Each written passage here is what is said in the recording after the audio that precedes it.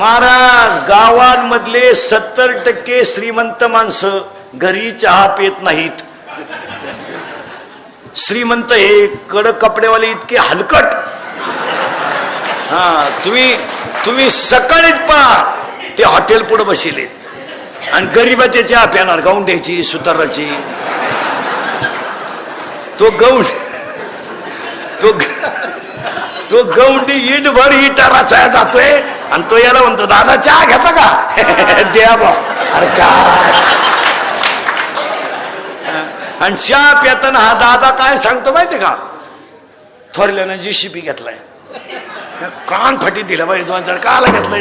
अरे तुला चहाला पैसे नाही का? तुला खड्डा घ्यायला घेतला का?